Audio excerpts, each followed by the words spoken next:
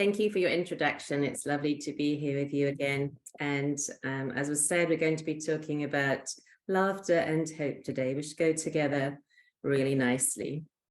And they're so important for our well-being. And often we just take them for granted and we're not intentional about laughing and about being hopeful and being aware of our hopes and aware of all that is funny and laughable around us in a healthy way.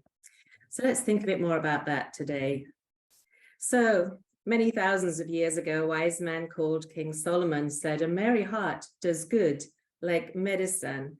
And it's fascinating how many of the things that were wise sayings are being discovered to be true today when people research the topics. And we know that having a merry heart is really good for us, because it helps to release positive hormones in our body, which make us relax, more able to listen, show empathy, be compassionate, to care for others. And when we laugh with them, then they experience those hormones as well. And together, we can often feel closer when we laugh about something positive. And when we feel happy together, it benefits everybody. So it's part of helping each other to feel good in this positive cycle of oxytocin, compassion, and positive hormones that can really help us when life is difficult and we have a lot of things that can be worries and burdens to us. So laughter is really good for you because it relieves your stress. It gives your brain and body a break. When you have a good laugh, all that stress and tightness in your head can just kind of be soothed away and disappear. And when you finish laughing, you can feel a little bit tired from the energy that laughter has taken. And that can also help to give your body a break from the stress and let it stretch and feel comfortable again. It's good for your major organs, because when you have a really hearty laugh, that's what we say in English, a good hearty laugh, it really does help your heart. Because when you laugh, you naturally take in more oxygen, and that's good for every part of your body, your lungs, your heart, your muscles, your brain. Every part benefits from an increase of oxygen.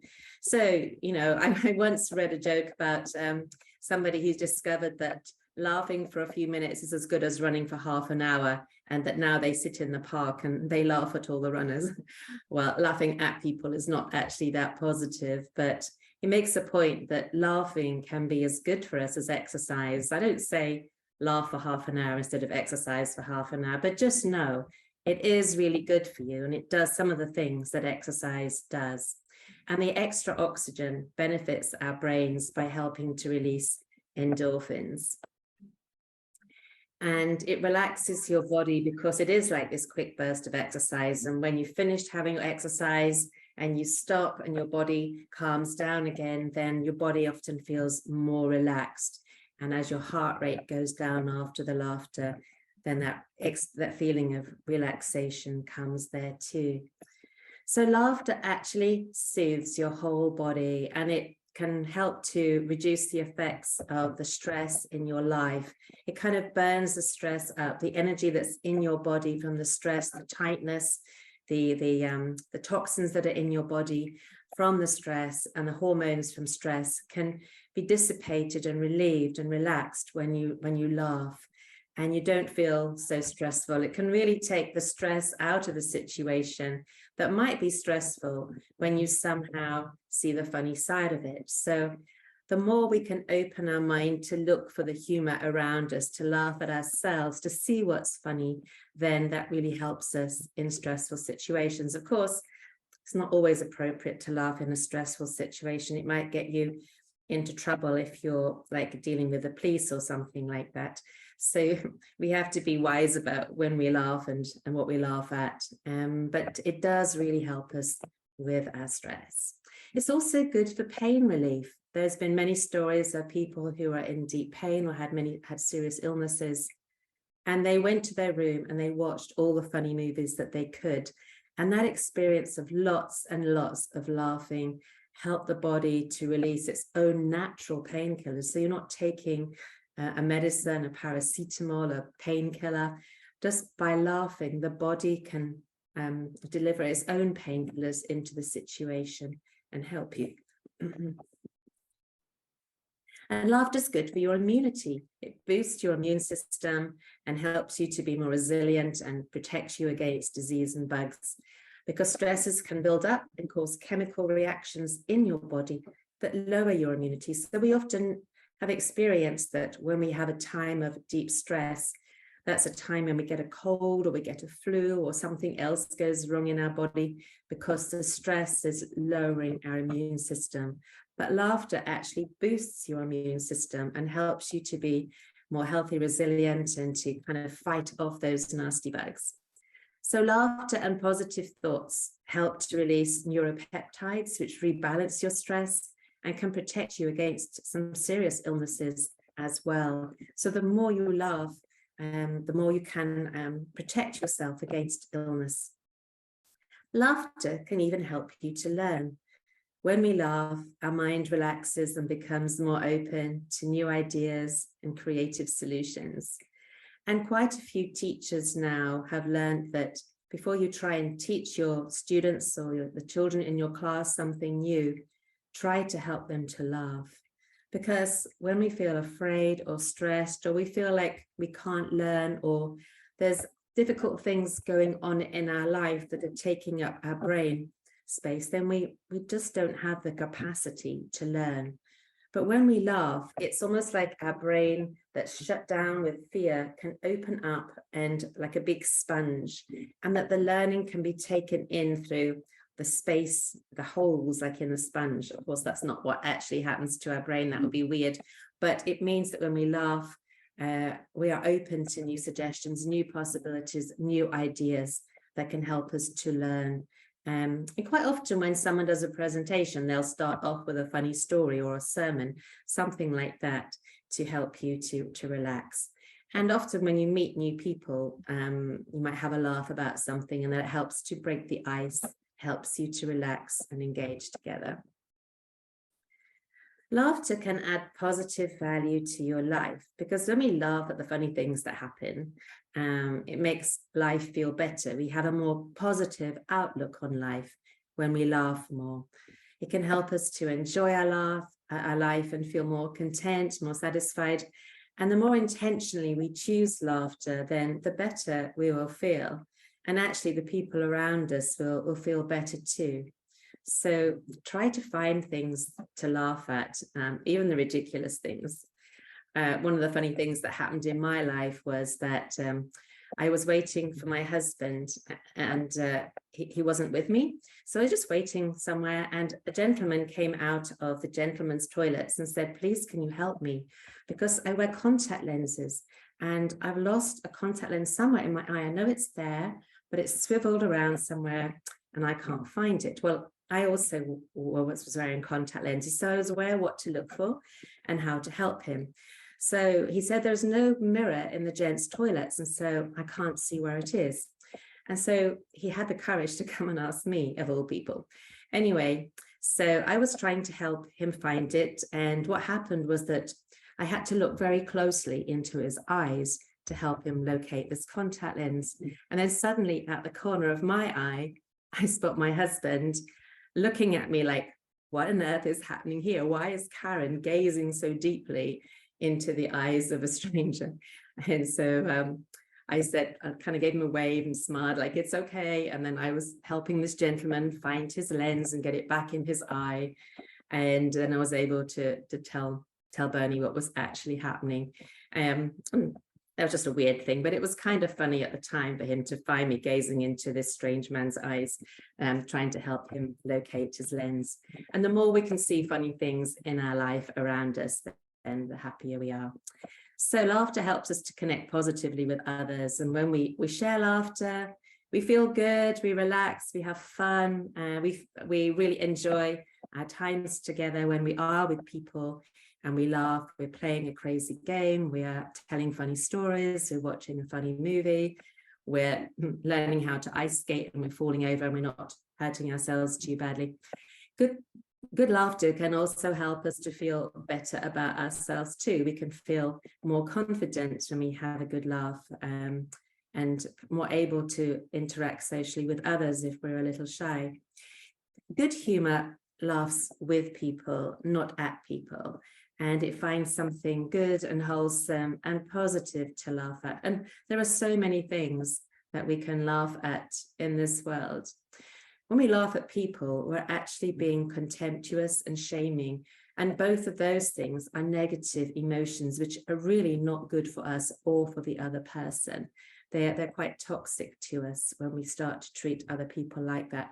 And it doesn't feel good when we're laughing at people or being laughed at. That's not a positive experience. So we need to choose laughter and laugh at things that are healthy and wholesome, and not things that might cause someone else some pain. And naturally, laughter improves our mood, even if we weren't feeling that great before we laugh. Once we start to laugh, we usually feel much happier. It's a natural consequence of laughing at something. And it can help to reduce our stress, our anxiety, and our depression. So laughter does lots of good things for us. And we can choose to laugh at things. We can choose to find the funny side. We all laugh at slightly different things. And I don't know what makes you laugh. In the family where I grew up, we laughed a lot at verbal humor, jokes, and puns. And my husband found this really weird because his mother's German, and she didn't know enough English to kind of have English verbal humor and use puns. And so my husband Bernie was just not at all used to me making puns, and he used to think I was saying the weirdest things, and then I'd laugh. And then slowly over the time he's been married to me, he's learned to find those things funny, but he's more likely to laugh at some visual humor because that was what was laughed at in his family, funny things that happened visually and practically. So there's visual humor, there's cartoons, there's videos, there's looking at funny animals. I have a friend who's always sending me funny photographs of animals because that's what she enjoys, and I have a good laugh with her as well. Sometimes something else can make you laugh, like being tickled. And in the family where I grew up, every Friday night we'd have a bath, put our pajamas on, and then we'd have a tickle fight together. And that was part of our family's laughter and humor. Sometimes it's a funny surprise. I know one family where they kind of play small, safe, practical jokes on each other. So they'll put something in a drawer that will pop out when you open it, or put something odd inside a cup. So when someone pulls a cup out of the cupboard, there's something in the bottom of it. I had a friend who came to stay with us, and she put a toy mouse in the bottom of my coffee cup. So when I got up in the morning and pulled my cup out of the cupboard, I nearly freaked out, but then I did have a good laugh, and I realized that she enjoyed this surprise humor. So it's worth thinking about what makes you laugh and what makes the people around you laugh, so that you can make them laugh in the best way possible for them. And we can learn to laugh at different ways, at different things, and share that laughter and learn from each other. And I bet someone had a bit of a smile when they pulled this potato out of the bag. And sometimes you get funny vegetables, funny shaped carrots, potatoes, and other things from the grocery store that can give you a little smile once in a while. It's nice to see a happy potato, isn't it, when you get up and make your dinner? So we can look for the laughter. We can laugh at positive and wholesome things and choose to laugh as we can choose the other positive emotions, because it's good for our mind, our body, our relationships, and health. And it's really not so hard to find things to laugh at, particularly now with the internet and YouTube videos and cartoon websites. And some of them are really funny and really good to do. The interesting thing is children laugh about 300 times a day. Can you imagine that? Children laughing 300 times a day. I wonder how many times you've laughed today. I'm not quite sure how many times I laughed. I was in quite a serious meeting most of the day, but we did have some times of laughter throughout the meeting. So on average, adults laugh about 17.5 times a day. So I'm not quite sure what we do with the half a laugh. But this is what the researchers have discovered, that if we laughed as much as children, we'd have to laugh about 18 times an hour in a 16-hour day. I tried to do the maths for that, and I'm not great at that. So I may have that wrong, and you can laugh at me. But that's roughly what it is, 18 times an hour that we would laugh. So that's quite a lot, isn't it? That's like every 3 minutes or something. So I wonder what it'd be like if we laughed every 3 minutes. Maybe we'd get arrested. But it's so important because children just naturally laugh at so much. They find so many things funny. They enjoy what they do. They're filled with play and laughter. And so they laugh just much more naturally. And somehow, as we grow and become adults, we think life gets more serious, but it's still good to look for the laughter.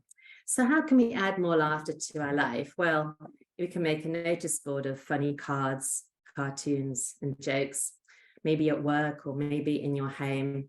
I worked in one place where we had a laughter notice board, and people put up jokes and cartoons and funny things on their little messages and stories to encourage everybody. And it was in the kitchen, so every time you went to make a drink, there would be some funny cards and notices and cartoons to look at, and so you could have a laughter break with your tea or whatever else it was you were drinking. It's also fun just to go to the card shops and browse the funny card section, but I've learned to choose which shops I go to because some of them have better humor than others, I have to say. And it's much more funny to laugh at positive humor than not such good tasteful humor. I also have Pinterest, and I have one board on my Pinterest site that's called Makes Me Smile. And if you look for Karen Holdford, you might be able to find my Makes Me Smile board. And when I need to be cheered up, I need a good giggle, I will go and look at the things I put on that board. And even though I've seen them before, they can still make me laugh. And there's somebody here that went to the bathroom and had a sense of humor and wrote on the toilet roll, it's the final countdown. And I'm sure that made someone laugh when they came in there after that. So we can watch funny movies, we can scroll through social media and YouTube, TikTok and Instagram, looking for funny short clips of animals doing crazy things, because animals are so funny. I think God must have had an incredible sense of humor when he made many of the animals. I mean, they're just quite funny looking without even doing anything. And then they get into such interesting antics, the things that cats do, and dogs and squirrels and all sorts of animals. They can be really entertaining. You can also find funny podcasts to sign up to and listen to some good humor on podcasts. Search for replays of the good comedians that you like. I remember some of the comedy programs when I was a child on the television, and I can go back now, and unfortunately someone has uploaded the videos of the favorite sketches from probably the 1970s up onto a website, and I can go back and share them with my children and have a good laugh all over again. Maybe there's a place you can go and watch some good stand-up comedy. You can read scripts of comedy plays. You can visit websites of good jokes. And one that I quite like is called reverendfun.com. So Reverend Fun, he was a Christian. I'm not sure whether he was a pastor. He's stopped doing this now, and I'm not sure whether he's actually still alive. But for many years, he made a really fun cartoon every single day and uploaded them onto his website. And you can go and look at them and just laugh and laugh. I looked at some today during the meeting that I was in, and I nearly laughed out loud at a point where it probably wasn't too good to laugh out loud because it was such a funny picture. So here is one example, and this is quite seasonal because now it's winter, and this is Adam and Eve is going, will you please pick up all your clothes? Because of course they wore some leaves, and in autumn, you know, your clothes are all over the floor. So this is a kind of example of his style, and you can go to Reverend Fun, you can share them as long as you just say where they came from, like I have done. And he has masses and masses of cartoons based on Bible stories and church life and other things in our world. So how can we add laughter to our life in other ways?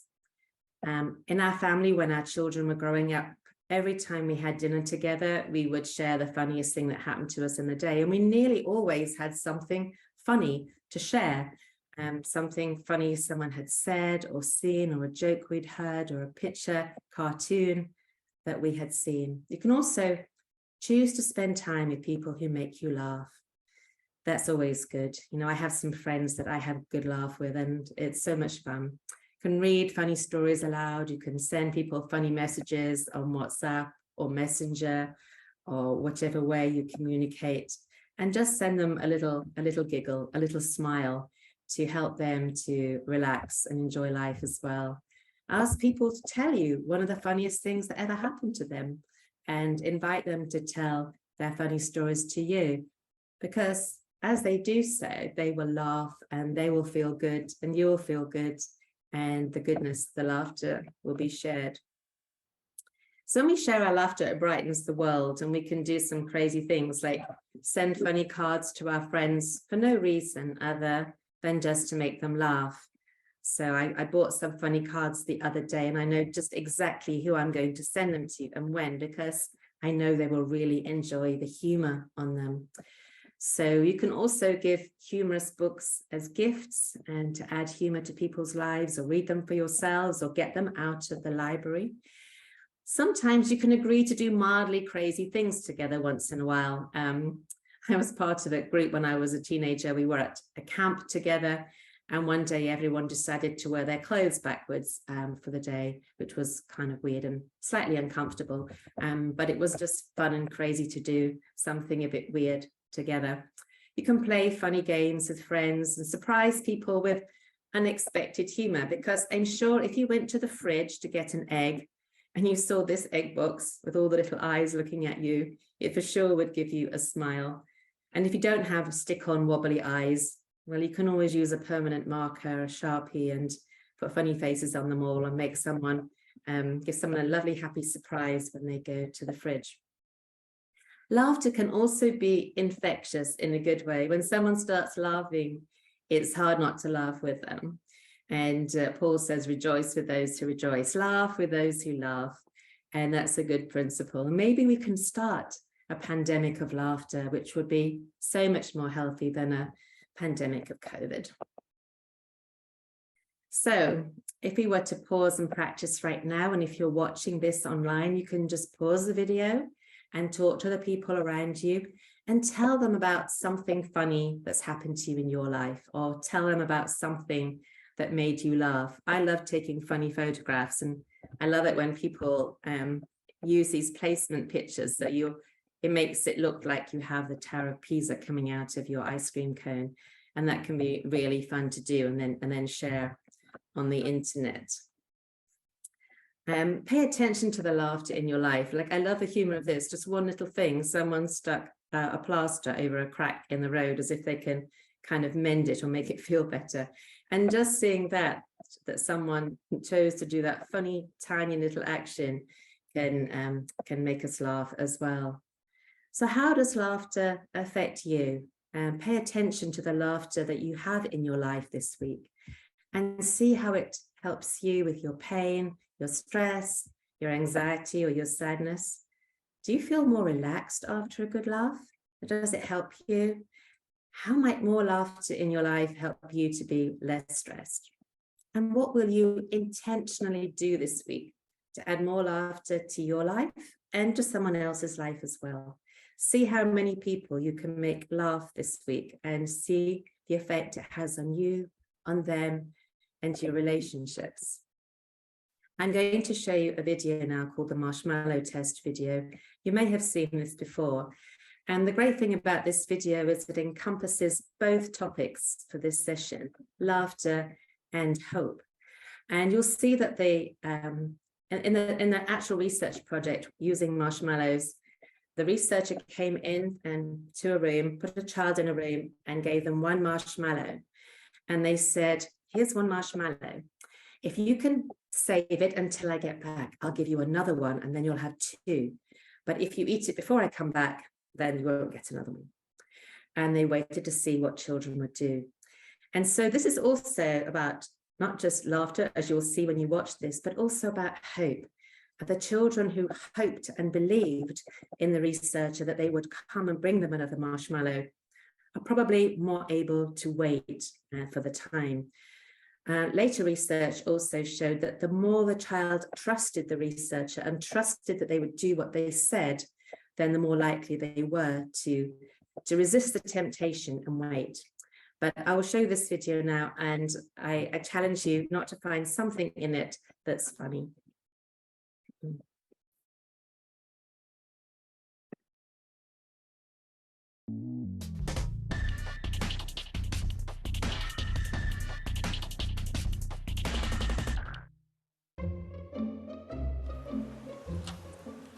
Okay, sit in that chair. All right, here's the deal. Marshmallow for you. You can either wait, and I'll give you another one if you wait, or you can eat it now. When I come back, I'll give you another one, so then you'll have two. But stay in here and stay in the chair till I come back, okay? All right.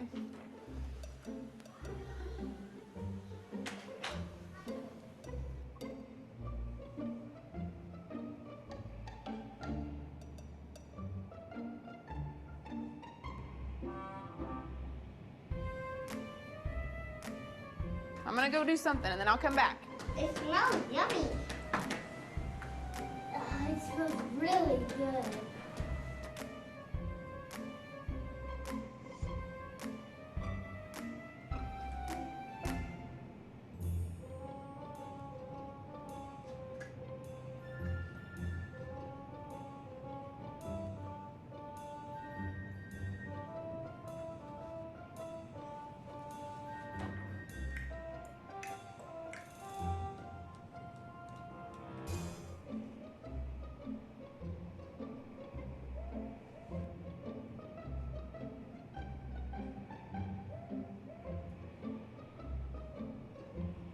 All right, so it's up to you. You can have it now or you can wait.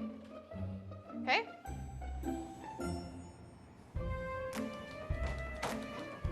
I'll be back. Stay in the chair, okay? Okay.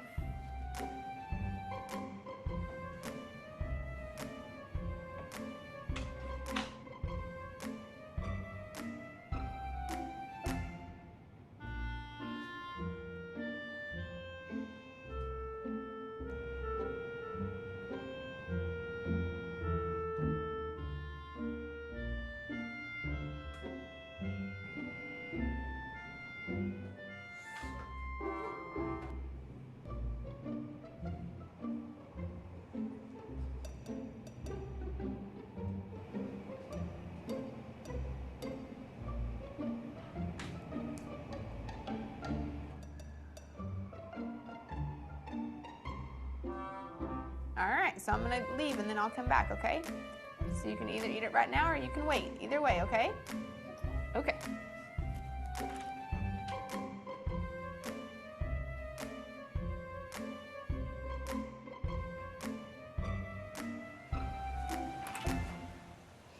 How'd you do? Did you do good? You did? Yeah. You wanted to eat it, didn't you? Yeah. So did I tell you to give you another one? Okay, now you can have both. You need them.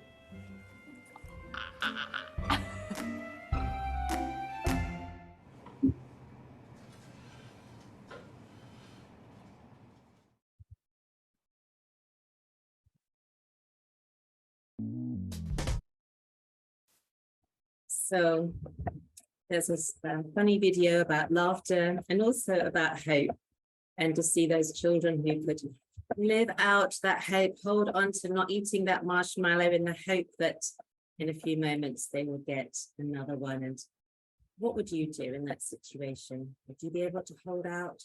I'm sure the older we get, the easier it is to hold out. And that's why the youngest one really couldn't wait at all. And that marshmallow went straight into her mouth even before the lady left the room.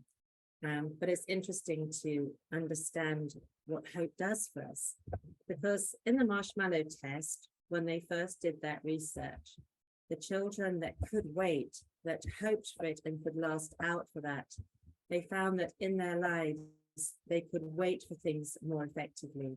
They could work towards long-term goals. They studied harder and could wait until they had studied to go and start work. They could save up for the things that they wanted rather than spending their money straight away. The long-term goals, the hopes they had, helped them to stick at things in positive ways, even when it was challenging, and hold out for something better in the future. And that's really important. And those children who couldn't wait, who wanted something straight away, the instant gratification, they found that their lives were not as successful. Their relationships, their studies, their work lives never went as well on the whole as those who were able to wait. And so we can see the importance of hope in people's lives, that ability to hang on to something now that might be difficult, because things can get better in the future. So what does it mean to hope? And I don't think we often think about our hopes very much. Hope is looking forward to something in the future. It's not here yet, but it will come one day.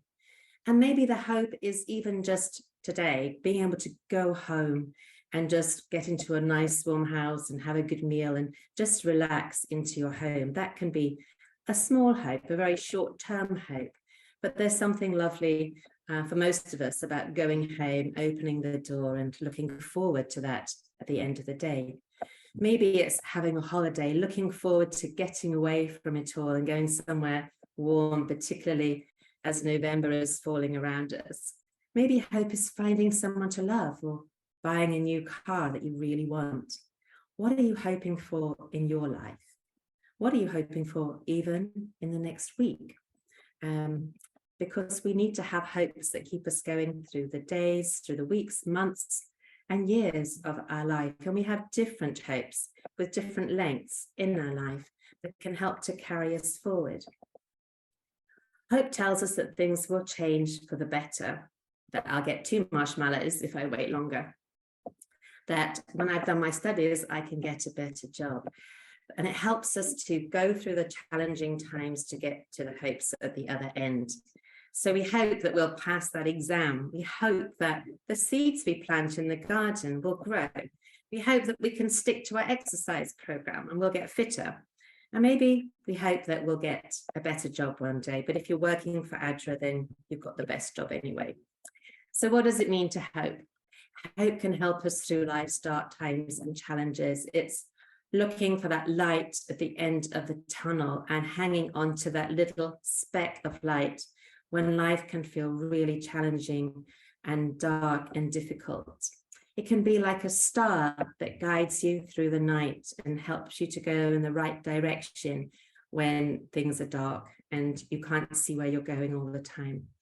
It's like a candle that flickers and almost dies, but it finds the power just to keep on burning with a little glow until it can reignite fully again. And what are the hopes that help you to keep going when life seems dark? What do you hang on to on a difficult day or through a difficult period of your life? What does it mean to hope? It's not just wishful thinking. It's actually actively participating in your journey towards your goals, making changes in your life, moving forward, thinking about how to take the next best step. And even though the journey might be really difficult, we know it's going to feel amazing when we get to our desired destination. Or maybe we get to another destination that we didn't expect, but it's still a positive destination in our life. What else does it mean to hope? Well, hope motivates us to keep reaching for our goals, to keep going even when we feel like we're just taking tiny steps. Every tiny step we take is a step in the right direction and moves us into where we want to be. You know, when I was a little girl and about 6, I wrote something that was published in the local paper. Now, there was a children's page, and I am pretty sure they just published anything any child wrote and sent to them. So I wrote a very short piece when I was only 6, and I saw it in the paper, and then I knew I wanted to be a writer. And that really guided me in my life. Something about that just really sparked my imagination, sparked my hope. One day I wanted to be a writer. And one day it will be amazing if I could write a book. Well, as I was a child, because I had that hope, I would read books, I would collect all the interesting words, I would look through the dictionary and find words that I thought were really beautiful words. And I would write poems. Some of them are pretty awful, actually, most of them were, but I would keep trying. And every time I wrote, I wanted to be a bit more creative, a bit more interesting. And I just kept working on it. And then when I became an adult, I still wanted to write, and I started to write articles for different magazines and for church magazines. And eventually I started to write a book, and now I've written 17 books, and I can't even believe that I wrote 17, and I don't even know how I managed to fit that into my life. And I've written hundreds and hundreds of articles, but it started with that small step, that small, tiny article that I wrote for that newspaper. And I wrote for that newspaper probably every 3 to 6 months as a child. And I've still got all the little cuttings that my mum cut out of the paper of the things that I wrote there. But that's what inspired me. That little spark, that little seed kept me going, kept me working to do what almost seems an impossible thing. And it's still a great passion in my life. But every tiny step I took was a step in the right direction. What does it mean to hope? Well, hope is honest. It doesn't ignore the problem. It just looks for the best way to cope with the challenges. So it doesn't pretend they're not there. It says, let's see how we can deal with this in the best possible way. And as we look for good solutions and learn the skills to do that, we become more resilient and more optimistic. And the more that our hopes are realized, the more optimistic we become. And it can be good, if it's hard to hope, to start with some little tiny hopes and have them come true, and then grow them into bigger hopes. You know, I'm a family therapist, and when people come to see me, I don't sit them down and say, tell me all your problems. I know some people have an idea that that's what counselors and therapists say. But if you say to someone, tell me all your problems, you'll get a long list of problems. The person who's telling you all their problems will probably feel more and more disheartened. And so would I. Like, oh, how am I going to deal with all of that? So when they come to see me, I say, tell me what your hopes are. And that's a much more positive conversation. And when they tell me what their hopes are, you can get an idea about what the challenges are, but they're worded in a much more positive way. And sometimes they find it hard to hope. And I'll say, let me carry the hope for you until you can carry it again for yourself. I will do the hoping. I can see potential here. Let's work on that. And then each time they come to see me, I say, what's your hope for this next hour that we have together? What would you like to do in this next hour? And we try to achieve those goals, those hopes in the next hour of conversation. And that way they can have little tiny bite-sized chunks of hope that help them take those steps towards the bigger hope they have for their life. And I find it a really useful way to work, because then I know what to talk about during the next hour, and I know it's going to be what they need, because they have chosen the hope they want to achieve, and together we work on it. And so I use hopes to not ignore the problems, but help people to find the best way through, and step by step to develop more confidence in their ability to hope and to make changes and to become more resilient and optimistic. And you might find that idea of asking people for their hopes rather than their problems, and asking how you can help them towards their hope in one small way in this next hour, that can be useful in your work if you're a volunteer working for ADRA or working in another challenging situation. It can even help you with your own life. What can I hope for today? And when I get to the end of the day, will I have achieved that hope?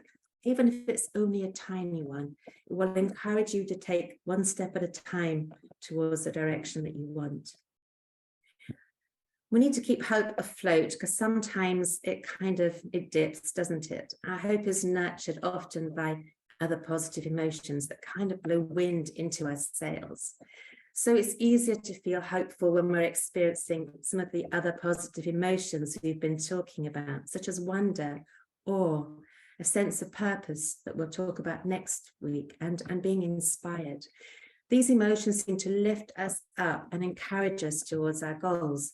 When I had a hope of being a writer, I would read other people's work to inspire me, to fill me with wonder, to give me a sense of purpose. This is what I want to do with my life. I want to be a writer. And I can say it's really given me so much joy in my life. I love the fact I can write something. I never know where it's going. I never know what effect it's having on people's lives. And once in a while, I will hear the difference that something I have written has made. And that is inspiring to me. That keeps me going. That reinflates my balloon, my parachute, when I might think, oh, is it really worth spending so many hours writing? And yes, it is, because that is my hope. That's my goal. And you'll have a different one. And these positive emotions lift us up and keep us buoyant and encourage us towards our goals. And when the balloon of our hope gets flat and depleted, we can think about these positive emotions, choose them, choose things that will reignite the fire under our balloon and help us to float higher again. And other people can encourage us. Invite other people to encourage you when your hope is waning and your balloon is deflating. And they can carry your hope for a while until you can find it again. So we need to help each other with our hopeful balloons to keep them inflated and inspired. We can also reframe our setback. Sometimes what looks like the biggest setback in our life is the greatest opportunity for growth and learning. I love what's on this window. If you never know failure, you will never know success. And actually, there is no such thing as failure. It's just another way to learn. And I wonder what strengths and skills you might be developing in a setback or a challenge in your life. You know, many years ago, before I worked at the Trans-European Division, my husband and I worked together in family ministries in South England. And then my husband was invited to be the president of the Scottish Mission, the church in Scotland. And I lost my job. I couldn't do my job in the South England Conference office from Scotland. And we worked together, so I suddenly had no job. I went to Scotland. We lived almost in the middle of nowhere. And when I went to the job office to sign up as unemployed and to look for work, the only jobs they could offer me were making whiskey, fishing, or being a waitress. And none of those really inspired me. And I felt really quite down for a while. And it was at that time that I learned about this work with positive emotions. I found a small writing project working with a group that was helping children with their mental health. And learning about these positive emotions was what I learned there. And that really helped me through that rough time. But the interesting thing was, when I was in Scotland, I never did get a full-time job. I worked in a charity as a family therapist, and it cost me more to get to the place where I did my work than I ever earned from doing the therapy there. And it would be 2.5 hours each way on a train and a bus and another bus to get to and from the place where I did my volunteering, basically. And I had to keep that volunteering going to maintain my professional certificate. It was really tough. We did Airbnb. I taught crafts at a local recycling centre where people bought stuff to recycle into crafts. I taught family therapy. I became a supervisor. I was a publicist for family therapy in Scotland. I did all sorts of different things. I wrote books. I did anything I could, all sorts of things. And it was hard work. And then one day I thought, what do I like the most? Let's put all these bits and pieces down, because it doesn't look like I'm being very successful here. I've got a bit of this and a bit of that and a bit of the other. And I wrote them on pieces of paper. And I thought, what do I enjoy the most? What would inspire me with hope if I could do that all the time? What would be amazing? And I realized that I liked training people and creating resources. So I thought, oh, that's interesting. That's what I like to do. I love to train. I love to create resources. Maybe that's where I should put my hopes and keep stepping towards that direction. About 2 weeks later, the president of the Trans-European Division, who was then Rafat Kamal, called me up and he said, Karen, would you be willing to be family ministers director for the division? And I thought about it and I thought, I have no idea what that really looks like. What would I be doing? So I said, what would I be doing? And he said, you would be training people and creating resources. And I was like, wow, what I thought was a setback, going to Scotland, not being able to work in family ministries, not being able to even work properly as a family therapist, just doing this, that, and the other, all kinds of messy things. And yet I can see now that every single messy thing I was doing, God was preparing me for the job I had now, and I couldn't see it. I couldn't see the hope that God had for my life by putting me in a place where I felt I was set back, so many challenges, but in there, I learned things that I would never have learned anywhere else that have been amazing for what I'm doing now. Consider having something to look forward to every day, a little ritual, a self-care moment, time with a loved one. My husband and I have this special thing called our chocolate moment, and our friends know that we have this. And around 10 o'clock in the evening, one of us will say to the other, I think it's time for a chocolate moment. And no one ever says no to a chocolate moment. And we have a drawer full of chocolate, which is filed by cocoa content, 70%, 72, 75, 80, and different flavors. And we go there and we choose a chocolate. And that's like a little daily ritual, which is something to look forward to. And it's important to have those even tiny things that you can look forward to every day, because hope is about anticipation. And when we can anticipate a pleasure or something we're looking forward to, we can anticipate the fun, the togetherness, the joy of that experience. The joy of it lasts longer because we can keep thinking about that hope, looking forward to our holiday or our day together, or that little chocolate at 10 o'clock at night. And it can help us get through the tougher stuff in the day. Be intentional about working towards your bigger dreams every single day. Even in a teeny weeny little way, notice what you're doing every day to help you get towards your dreams, however small it is. Even if it's just one thought or reading one line on the internet or popping an idea down on a post-it note, something intentional that gets you towards your dreams every day or maybe every week, and log and celebrate your daily progress to where you want to get to.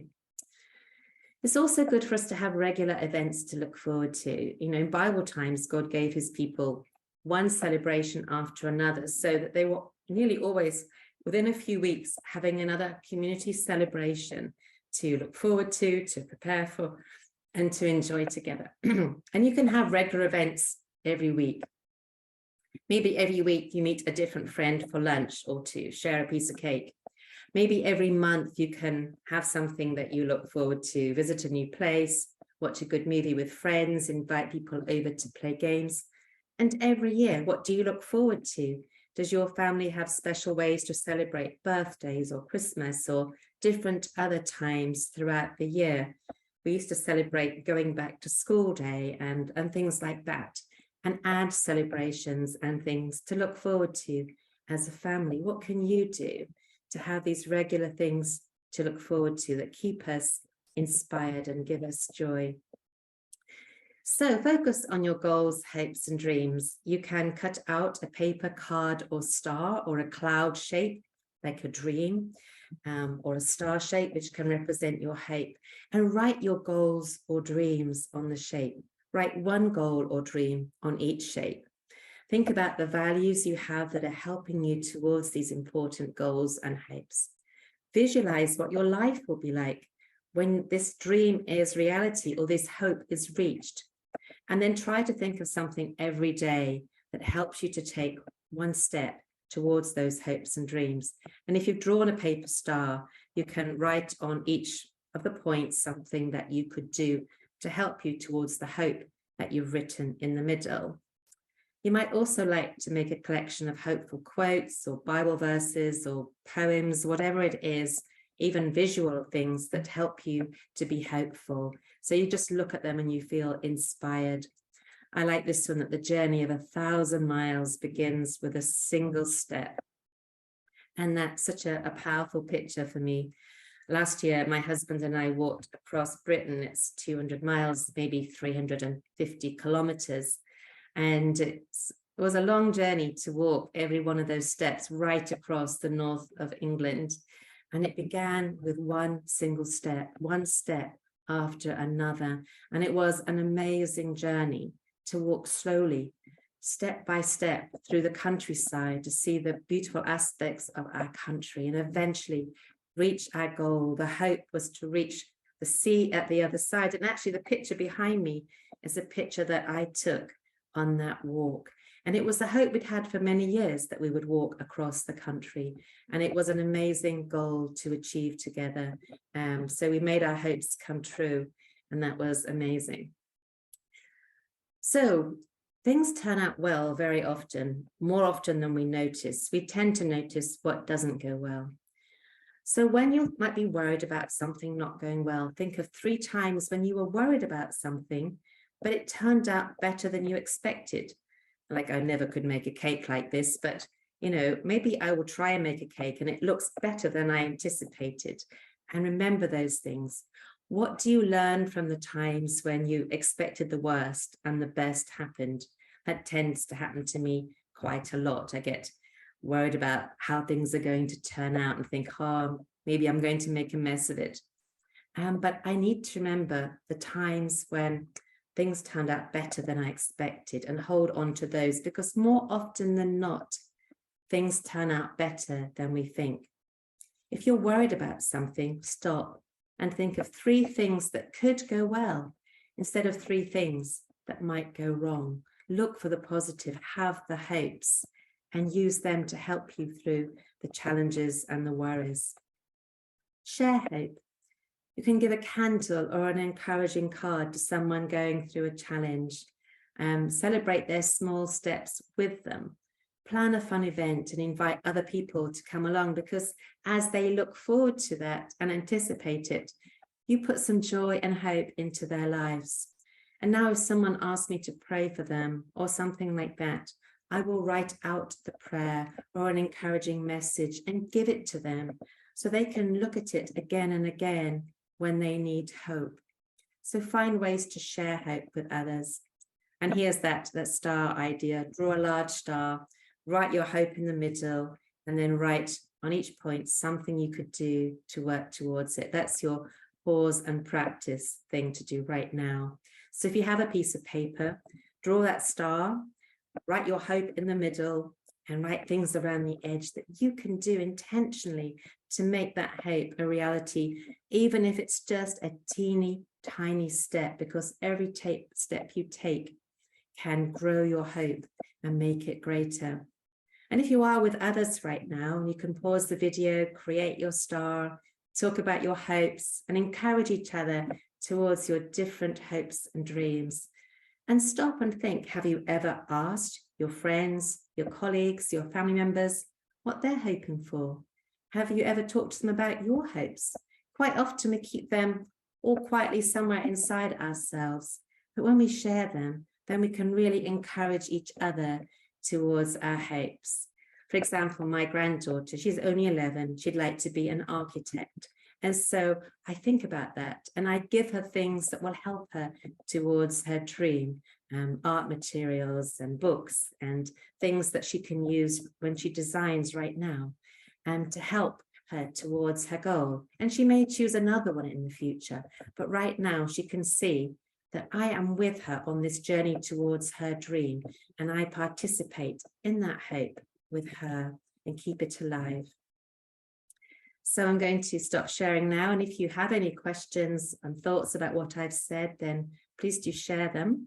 And the next time we're going to talk about purpose and kindness, because I think those two go really well together. What is your purpose? What is the thing you want to most do in life, your sense of purpose that gives your life value? And kindness can be an enormous part of giving our lives really meaningful purpose. So thank you for being with us today, and I'll now stop sharing.